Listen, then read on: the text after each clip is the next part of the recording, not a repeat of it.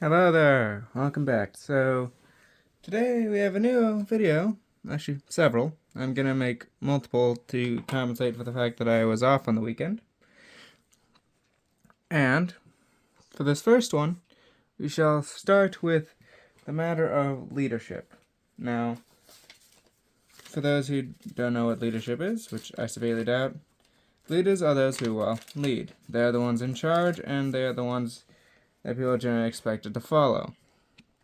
So when someone says you're a leader, what they're essentially saying is you are the one who has to manage or deal with this situation or role. So, for example, a business leader is someone who has to lead a business, manage it, make sure everything's going all right, and so on. Now, the most common thing you'll say is to essentially lead from the front. They effectively imply that the best way to handle leadership is to do what you would command your soldiers to do, or whatever the role is. Maybe, for example, if you're a doctor, leading from the front means to do what you would ask those under your command to do as well. Maybe you are trying to manage a business, in which case, leading from the front would be doing everything you'd expect your employees to do.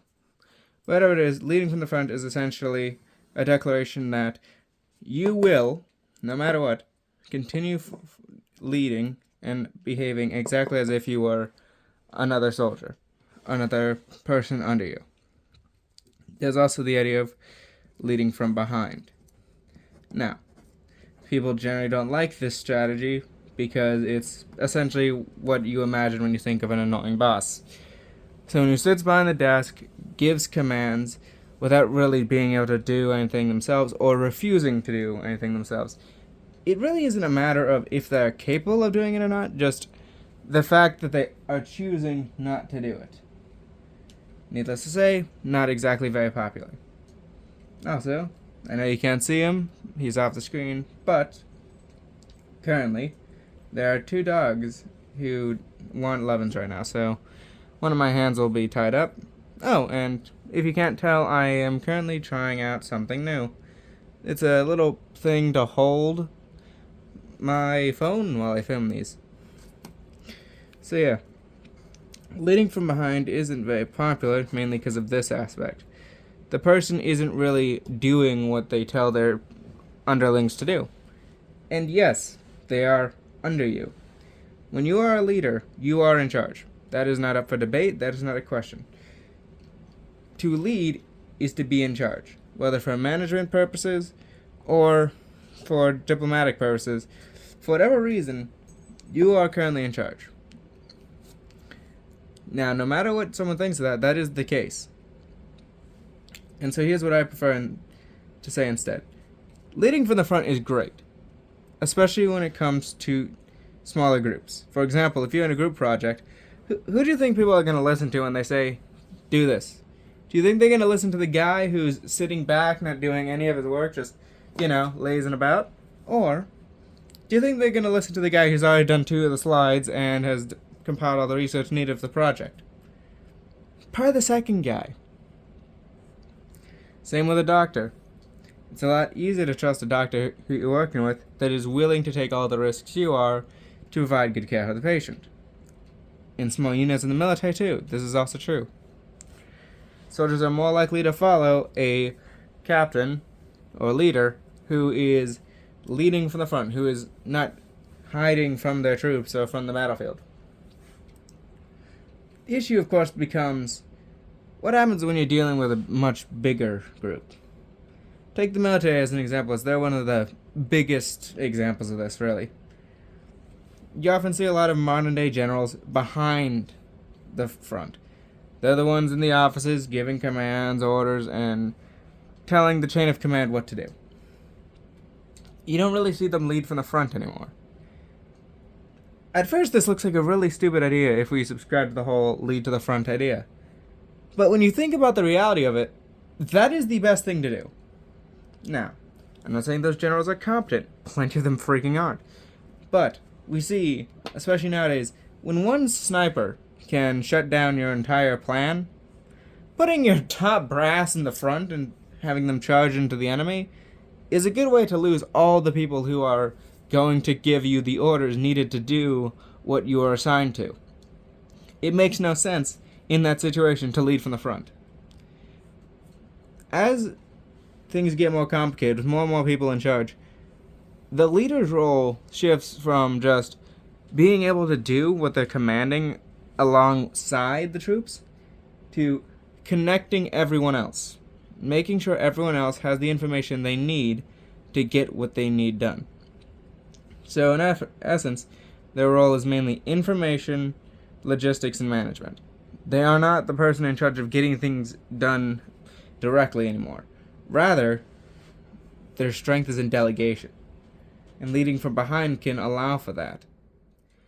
That being said, that does not give the person the excuse to not know what's going on in the front. They should be constantly checking in to get the information they need so that when they say, all right, you there, I need you to do this. Okay, you gotta have the information to do that, don't you? Of course you do. And so you cannot have someone who is, for example, constantly sitting on his desk not doing anything and letting basically everyone else run roughshod. You can't have that in practical sense for a large enough organization. So the role of the leader is to go between the groups and make sure everyone has what they need and has the information that is necessary to make sure everything stays together. For example, if you're working on a giant construction project, it doesn't matter if you can build the best bridge. If the people at the site do not have the resources and the tools necessary to build that darn bridge, that bridge isn't getting built. So, you gotta make sure that the company you're contracting for the materials delivers on time. You gotta be amicable and make sure that they're willing to deliver and not just gonna cancel outright on you. At the same time, you gotta have connections with those who commission the bridge. Could be you, in which case it'd be a lot easier, or, more likely, someone higher up, say a business leader or a politician, asks you to build the bridge and you need to make sure they know, okay, here's how progress on this bridge we're building is going. Here's how progress on this other project is going. And making sure those who are paying for this project know what's going on. Because if they don't, well, then they're going to be really suspicious that you've continued doing the work, but they're not hearing anything about it. That looks like someone's scamming them. Which, to be fair, can happen and has happened before. It's not out of the ordinary for someone to take on a project and then just use it as an excuse to scam whoever paid them for it. So as a leader in a larger group, an organization, your role is not to be hands-on, but rather to know how to delegate and figure out who's best where. Making sure simultaneously that everyone understands what's going on. Because if they don't, that can lead to a lot of problems. Let's say you're designing a video game instead. You need to make sure your sound designer knows what the current layout of the area they're making is. Someone else is making, rather. Because if you're making sounds for a cave, it doesn't make sense to put that in the plains area of the game. It doesn't make sense, for another thing, to have a bunch of detailed quests in boring locations with no real point of caring about them. So you got to make sure everyone on the team, from the sound designers to the developers to the producers and all the other people required to make that game, know exactly what everyone else is doing and know that they can trust their leadership to keep them responsible while still giving them the leeway they need to do their jobs. There's also, of course, just the simple fact that you cannot be everywhere at once. The larger a project gets, or an assignment gets, the less and less you can directly lead from the front, so to speak. For example, let's ignore the sniper question and imagine, alright, modern war. Let's say the US is invading some country in Africa, let's say the Congo, because the Congo did something stupid and caused the US to go to war. Right? You're a general. How are you going to lead from the front when that front line is hundreds of kilometers, or hundreds of miles, because we're American, and that's not the proper measurements, how are you gonna properly lead in that situation? Because you're on one part of the front and you can maybe get 20 to 50 miles of accurate information. Again, hundreds of miles of a front. It gets even worse once you've actually taken over the place and now have to start dealing with insurgencies. All of that land to govern and make sure that the insurgents are taken care of. Where are you going to be if you're leading from the front? One battle site out of tens, if not hundreds? Is that very productive? No. So you got to be somewhere central where you can receive all the information and give commands to each group. Say, all right, 101st, you take care of these guys. 112th, you deal with these guys. Reserves, go here. Be able to command and know what's going on. We see this importance of leadership in U.S. history, especially. The U.S. military, for a long time, was not that good. What I mean by that is it was not exceptional in terms of technology and martial spirit. The Germans beat us pretty heavily when it came to a martial ethos, and most European countries were more developed when it came to the military. In fact, when the Civil War occurred, they were actually basically looking at us like a bunch of idiots. However, we won war after war. Why was that? Because our leadership knew what they were doing during those times. So, for example, when we were fighting Mexico, sure, we were not more advanced than the Mexicans for the most part, but our leadership knew what they were doing and were able to outmaneuver the Mexican army, especially while the Mexican leadership was busy trying to deal with the fact that Santa Anna was a cooing piece of garbage. So you see, Mexico has basically had a revolving history of coups and civil war, so yeah, needless to say, they're not very good at this bit. But here's the, in my opinion, dime a dozen question that people should be asking but don't. What about this? Responsibility.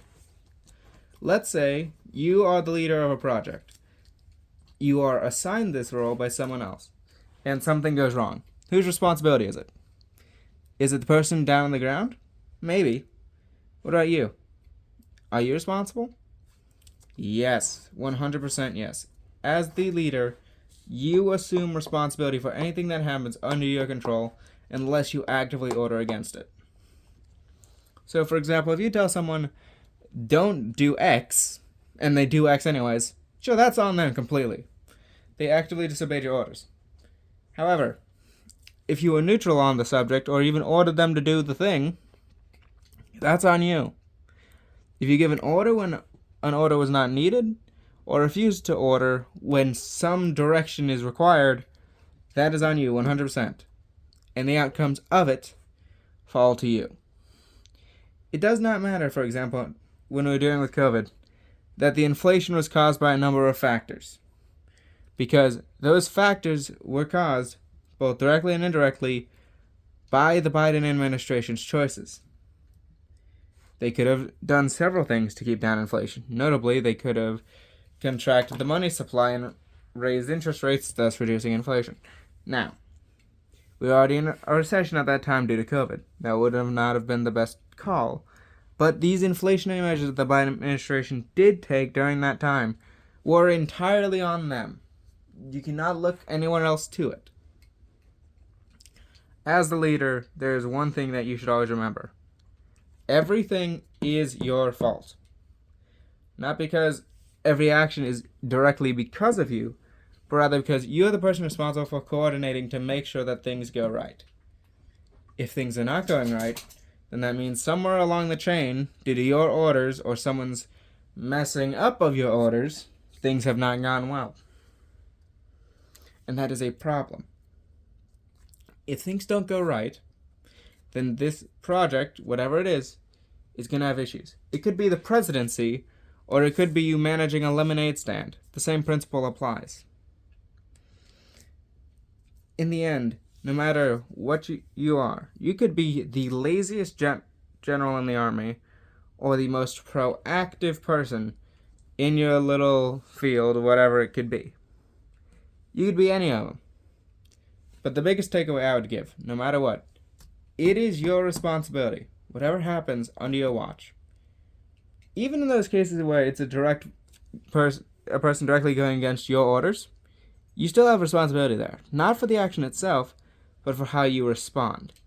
If I give an order, let's say I have some underlings under me, and I say, all right, I need you to do this so that we can achieve our goal. They could go directly against me and say, no, we're going to do this instead. My responsibility is not for that, but it's for how I follow up after I learn that happened. So, for example, if I say, all right, all of you for not doing as I say are fired, you new people come on in. If that causes issues, well, guess what? That's on me. Because the response is 100% on me. And this is something that you can even apply as an individual with your own life. Take responsibility for that you can. For example, you may not have intended to hurt someone's feelings because of your choices, but if you did, you did. Now, I may not say that's a very important thing, but some people think it is. And if it is important, well, then you gotta rectify it. If your actions directly result in negative things happening, you cannot say, I didn't intend for it to happen like this. It doesn't work like that. Because fundamentally, if it is your orders or your actions which lead to a result, that is on you. No ifs, ands, or buts. This applies to everyone. And the more you can take responsibility for and correct, the better. If you do not, if you just say, no, it's not on me, it's on them, it's on everyone else but me, guess what? It doesn't matter. That thing still ain't done, is it? No. So someone's got to go in and fix it. If they don't, then we're stuck with nothing. Or worse, we're losing constantly because the problems caused by your actions or the situation are draining resources. Not very good for anyone. So why should we? Well, we shouldn't. And that's where responsibility comes in. If we keep blaming everyone else for our own problems, or others, then we're going to get nowhere. So, we need to be leaders in this aspect. Take responsibility for as much as you can. Sure, you may not have been the initial cause of the problem, but your response to it and how you try to fix what's going on is entirely on you. And, since this is more of a smaller scale thing, absolutely do your best to lead from the front. If you have an issue, don't just sit behind and wait for others to do it for you. Try to do your best yourself and recognize when that's not possible, and so delegate from there. But still take responsibility, no matter what. Take responsibility for your actions.